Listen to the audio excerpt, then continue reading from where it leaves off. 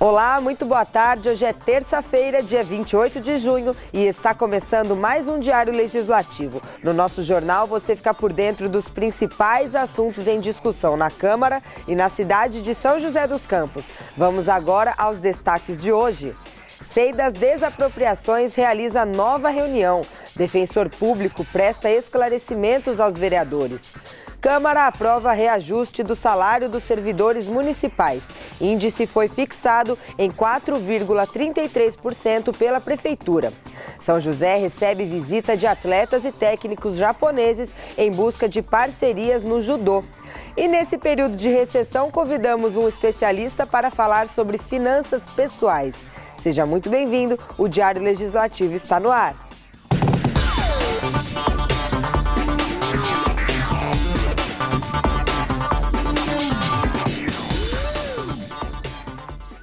Em nova reunião, os vereadores que compõem a SEI das Desapropriações ouviram o defensor público de São José, Jairo Salvador de Souza. Ele esclareceu alguns pontos referentes à ação judicial que envolve o camelódromo da Praça do Sapo e o processo de desapropriação da área. Mais detalhes na reportagem. Em depoimento à SEI das Desapropriações, o defensor público Jairo Salvador de Souza esclareceu questões referentes ao camelódromo da cidade. Ele apontou que a transferência para a Praça do Sapo era uma das intervenções previstas no projeto Centro Vivo. De acordo com o defensor, pelos dados da ação judicial envolvendo a propriedade da área, a Prefeitura teria autorizado a construção do camelódromo no local por atestar que o terreno era público. Ele disse que pode ter havido falta de planejamento da Prefeitura na intervenção. O defensor Jairo ainda esclareceu aos membros da SEI que os ambulantes seriam favoráveis à mudança de endereço, uma vez que o camelódromo não ofereceria boas condições de infraestrutura para a continuidade das atividades. A ação judicial determinou a saída dos trabalhadores do local e a Prefeitura tem até novembro para achar uma nova área. O processo também prevê indenização aos ambulantes. O que já é certo, pelas falas do defensor a gente confirma isso, é de que a Prefeitura vai ter um belo de um prejuízo nessa história, né? Prefeitura, no caso a própria população, porque se teve o acordo de tirar o camelódromo, colocar em outro local, fazer um novo camelódromo, ainda vai ter toda a discussão, pelo que o defensor falou aqui, de todos os danos trabalhistas, lucro cessante, todos os prejuízos que os comerciantes tiveram. Nós vamos ter uma situação aí que a Prefeitura vai ter que arcar com mais custos, mais despesas para resolver essa situação. Talvez vai ficar até mais caro do que ela gastou aí pelo camelódromo que ela já fez.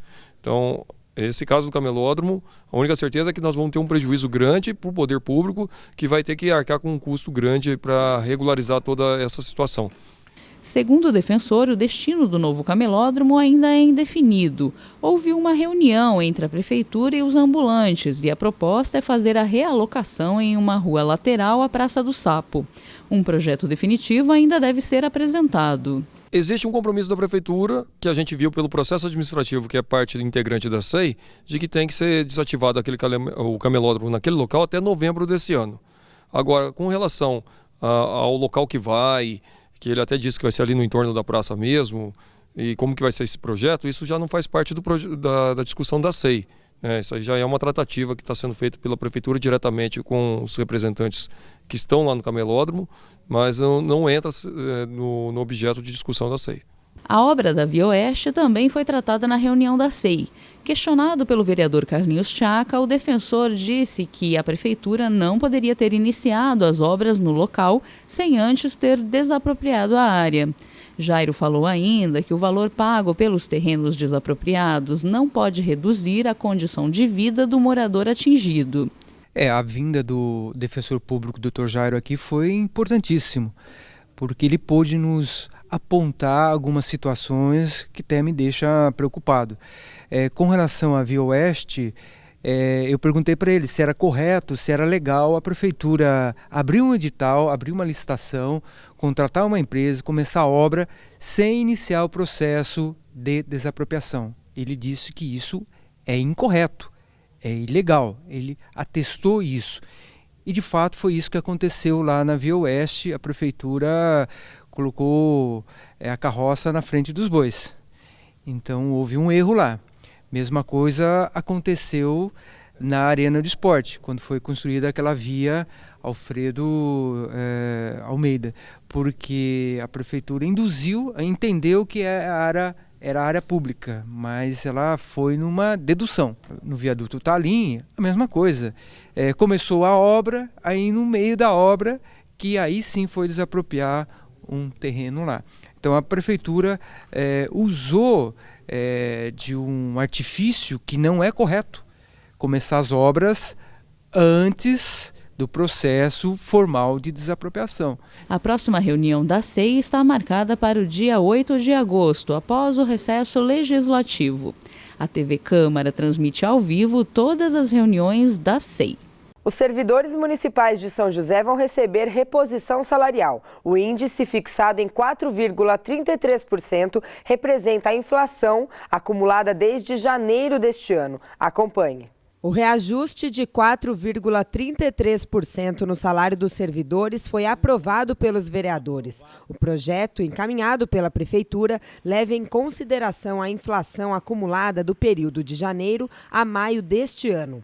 Geralmente, o reajuste salarial, conhecido como gatilho, é dado aos servidores quando a inflação acumulada atinge 5%. Porém, segundo a Prefeitura, tem que ser dado até 180 dias antes do término do mandato.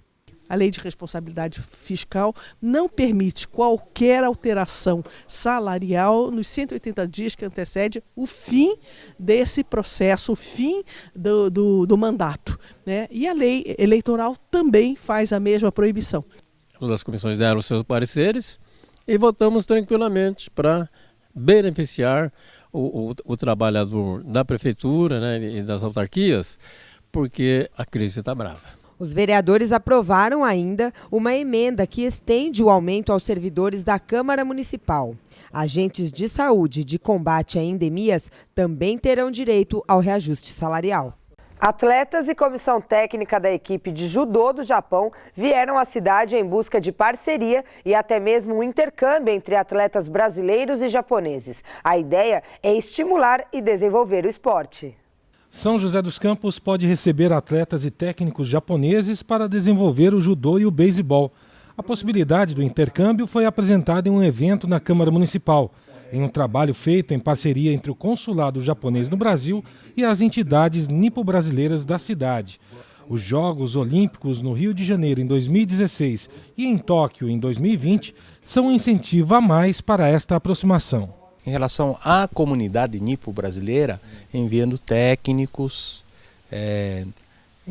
nas diversas áreas, né, educação e agora especialmente na área esportiva, né? Nesse sentido, o judô foi escolhido, né, como um dos esportes a ser promovido, especialmente porque vai ser realizado agora a Olimpíada do Rio e em 2020 a Olimpíada lá em Tóquio, né? O governo japonês também incentiva bastante essa atividade esportiva. Na comitiva que avalia os locais que podem receber o projeto, a ex-atleta Yoshio Eno, medalha de bronze nos Jogos Olímpicos de Londres e bicampeã mundial na categoria até 63 quilos, faz uma avaliação técnica e falou um pouco do que tem encontrado. Segundo a ex-atleta e agora técnica do judô, através do programa de intercâmbio da JAICA, ela ficou conhecendo o caso do Brasil e veio conhecer em loco o desenvolvimento do judô. Ela contou também que foi a vários locais, principalmente para conhecer a participação do judô na vida dessas cidades, o que vai ajudar na escolha das cidades que receberão o projeto. Para o vereador professor Calazans Camargo, estas iniciativas ajudam a desenvolver o esporte da cidade. Nós estamos aqui através da associação Bunkyo, que é a central dos Kaikan, a central dos clubes japoneses, organiza os clubes japoneses na nossa cidade, fazendo essa intermediação para que possamos viabilizar a vinda de uma professora japonesa para cá, de judô e também futuramente de beisebol. E essa contribuição à nossa cultura, a questão da formação, que é muito forte no judô, disciplina, respeito, né? Que vem a somar e fortalecer ainda mais a formação dos nossos cidadãos do município de São José dos Campos. E no próximo bloco, vamos te ajudar a controlar os seus gastos. Especialista ensina como poupar e como montar uma planilha financeira. É daqui a pouco.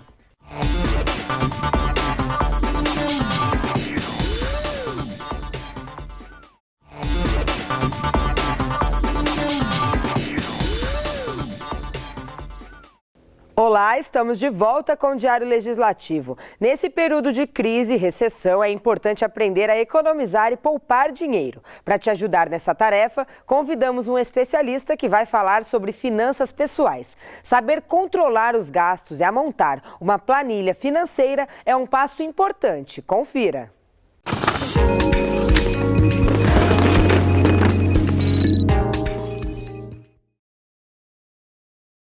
Olá! Se tem um assunto que interessa a todo mundo, é finanças pessoais. Vamos ouvir as dicas do professor de administração do Senac, Francisco Roberto. Obrigada pela presença, viu, Francisco? Eu que agradeço a oportunidade, Vinha. A gente vai falar para as pessoas que estão com as contas em dia e também para quem precisa equilibrar o orçamento.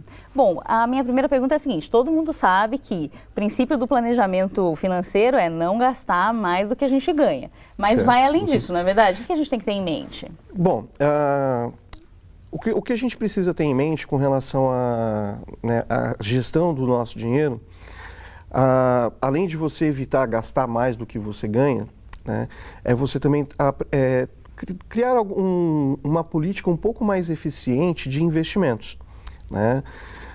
Muitas pessoas hoje, principalmente no Brasil, nós temos o costume, né, de buscar a poupança como principal investimento hoje, né? Só que a poupança ela não rende, né, mais do que a inflação. Se você medir a inflação do último ano, deu mais de 10% aproximadamente no último ano, né? Então, e a poupança está rendendo em torno de 8% ao ano. Então você percebe que o seu investimento ele não está cobrindo a inflação. Na verdade, o que você está fazendo é estar perdendo dinheiro. Então, existe hoje algumas alternativas no mercado que te auxiliam, né, alguns investimentos que te permitem ter ganhos acima da inflação, né? Alguns títulos de renda fixa, ações, né, também são outras letras do Tesouro, né, Nacional, né, como o Tesouro Direto hoje, que está muito comum, né, a gente ouvir falar.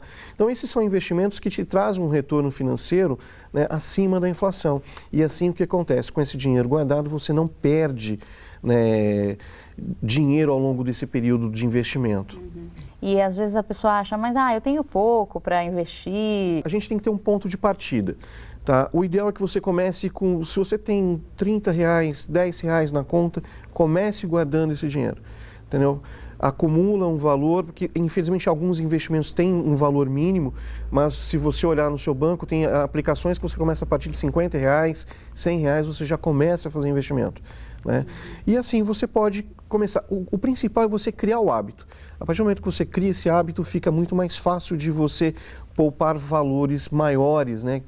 Começar a ter essa disciplina de guardar valores maiores. E falando em disciplina, é importante realmente registrar, pelo menos no início dessa educação financeira, registrar os pequenos gastos do cotidiano? Sim, é muito importante a gente ter essa disciplina, né, de evidenciar tudo aquilo que você faz.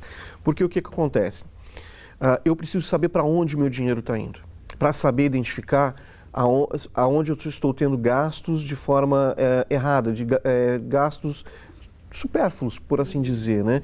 Eu estou gastando muito mais com lazer, né, ou mais com supermercado, né, transporte, manutenção de carro. Então, tudo isso, se você tiver bem registrado, você consegue identificar para onde o seu dinheiro está indo. É recomendável, eu já ouvi isso de alguns especialistas, que a pessoa tente fixar os gastos comuns, rotineiros, regulares, em torno de 50%. Gasto com aluguel, condomínio, TV a cabo, internet, celular, tudo que a gente gasta todo mês. Sim, bom, é difícil falar de um percentual dos seus rendimentos para gastos fixos, né? Porque cada família tem uma particularidade. Mas se eu fosse imaginar, eu criaria mais uma política de poupança, né? Uma política de investimento. Quanto do que eu ganho eu devo investir? né, guardar. Tá? O valor para mim que eu tenho na cabeça é algo em torno de entre 10% e 20% dos seus rendimentos para você poder guardar, para você poder fazer realmente um fundo, uma reserva, né? Uma reserva financeira aí que se caso você precisar, né? Que seja para uma viagem, uma emergência, seria nesse ponto. A partir dali, você vai administrar os seus, né, o restante das suas receitas para os demais gastos da família, né? Como aluguel, condomínio em alguns casos, água, luz, supermercado, lazer também, que é muito importante, né? A gente não pode deixar de ter o nosso lazer do dia a dia, é muito mais nesse sentido. Tá? Porque como a gente está numa época de crise, que tem muita gente ficando desempregada, a pessoa está insegura, pode ser que, né, ela sinta que a empresa não está muito bem, o que ela pode fazer para se preparar?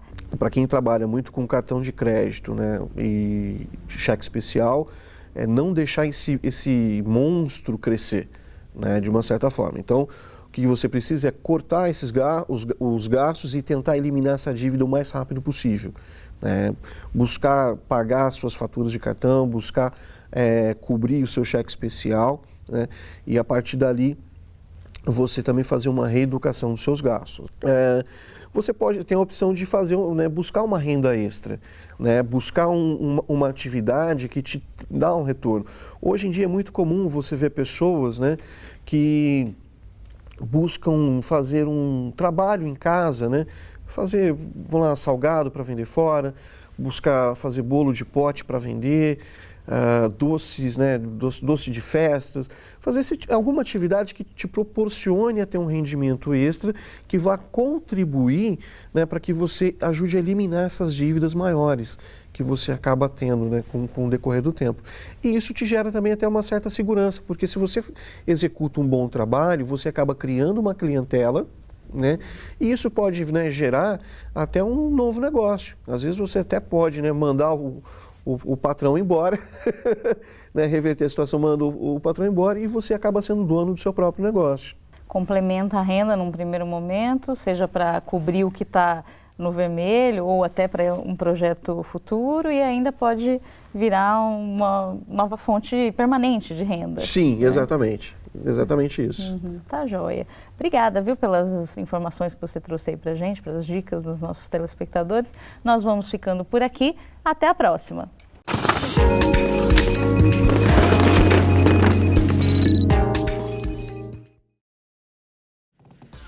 E no próximo bloco você confere os destaques do esporte joseense no Giro Esportivo. É daqui a pouco.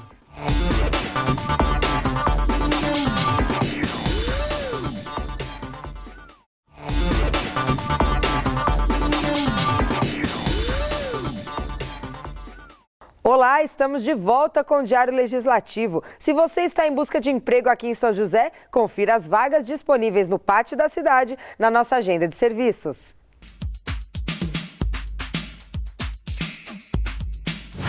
O PAT, Posto de Atendimento ao Trabalhador de São José dos Campos, tem oportunidades de empregos para diversas áreas. As vagas disponíveis são para atendente de farmácia, auxiliar administrativo, auxiliar de cozinha, mecânico de manutenção de automóveis, operador de empilhadeira, supervisor de telemarketing e tapeceiro de móveis. Para se candidatar é fácil, é só comparecer ao PAT levando RG, CPF, carteira de trabalho e o cartão cidadão. O PAT fica na Praça Afonso Pena, número 175, no centro. Essa terça vai ser de muito humor aqui em São José. Confira a nossa agenda cultural.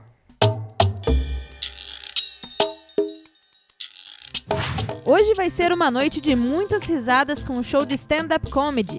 O número conta com a participação dos humoristas Jefinho, Luiz França e Nani People. A apresentação começa às 8 da noite num bar que fica na Avenida Cassiano Ricardo, número 1594, ingressos a R$30. Participe da nossa agenda enviando a sua sugestão para o e-mail tvcamara@câmarasjc.sp.gov.br.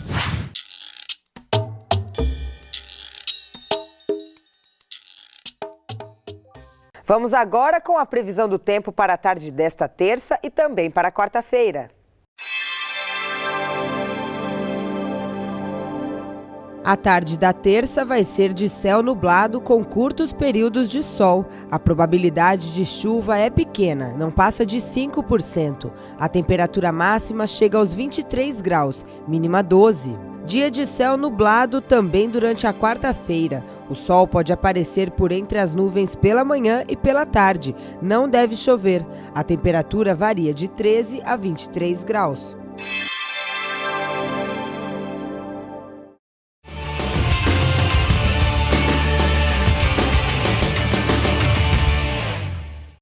A segunda-feira não foi boa para o futsal de São José. A equipe que já vinha de 3 jogos sem vitória perdeu o último jogo em casa contra o Atlântico de Erechim. Quem tem todos os detalhes sobre essa partida e outras informações do esporte da cidade é o Daniel Melo e é com ele que a gente fala agora. Boa tarde, Daniel. Boa tarde, Renata. Boa tarde a quem nos assiste aqui na TV Câmara. E nós começamos o giro esportivo desta terça-feira falando de futsal. O São José Futsal completou a 4ª partida consecutiva sem vitórias na Liga Nacional. Pela 11ª rodada, jogando ontem à noite no ginásio do Tênis Clube, foi derrotado pelo Atlântico de Erechim por 3-2 em duelo válido pela 11ª rodada da Liga. Bom, o São José volta à quadra na próxima sexta-feira, dia 1º, às 8h15 da noite, novamente no Tênis Clube, quando recebe o Jaraguá de Santa Catarina, dando sequência à competição. Bem, falando de futebol amador aqui de São José dos Campos, no campeonato organizado pela CAF, na sua divisão especial, alguns destaques do final de semana. O Primavera, da Zona Leste, acabou vencendo por 7-2 o Nova Geração e completando aí o 100% de aproveitamento em 4 rodadas, invicto na competição com 4 vitórias e liderando o Grupo A. Pelo Grupo B, o Sport Atlético sustentou a 2ª colocação, recebendo o Corinthians e goleando por 4-0. E no Grupo C, o Porto disparou na liderança ao receber o Real Paulista e vencer por 3-1. As competições acontecem todos os finais de semana aqui em São José dos Campos. E para a gente fechar, falando de taekwondo, a atleta Júlia Vasconcelos, que vai representar o Brasil nas Olimpíadas do Rio de Janeiro, viajou para a Coreia do Sul, onde faz mais uma etapa de preparação no final de semana para as competições olímpicas. Bem, essas são as informações do esporte desta terça-feira. Eu volto amanhã, aqui no Diário Legislativo. Até lá, Renata. Obrigada, Daniel, pelas informações. O Diário Legislativo fica por aqui. A gente agradece a sua companhia. Tenha uma ótima tarde e até amanhã.